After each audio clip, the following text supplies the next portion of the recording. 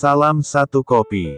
Halo sahabat Langkahku, berikut channel Langkahku akan merekam kisah makam dan sejarah leluhur suku Dayak Ngaju di daerah Barito Janggut Mariang atau Janggut Merah episode 1. Sebelum kita rekam kisahnya, jangan lupa subscribe dan tekan tombol loncengnya, karena langkahku adalah jejakmu. Makam Mariang Janggut atau Datuk Janggut Merah di Desa Ipumea.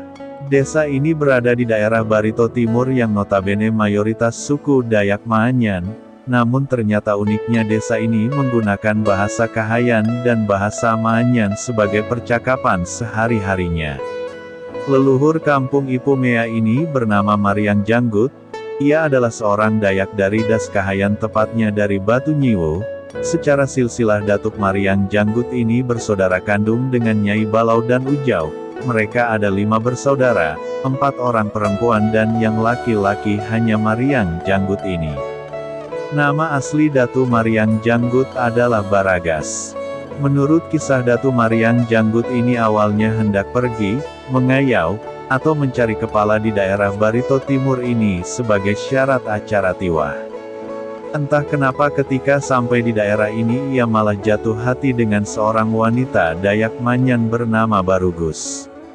Singkat cerita mereka kemudian membina kehidupan berumah tangga. Awalnya mereka tinggal di daerah antara Balawa dan Dayu, namun kata Mariang Janggut kepada istrinya ini, kalau kita tinggal di sini, tidak bisa hidup kita karena tanahnya ini kering. Mari kita cari tanah sawah. Maka Datuk Mariang Janggut memulai perjalanan dengan meminta petunjuk melalui perantara seekor ayam.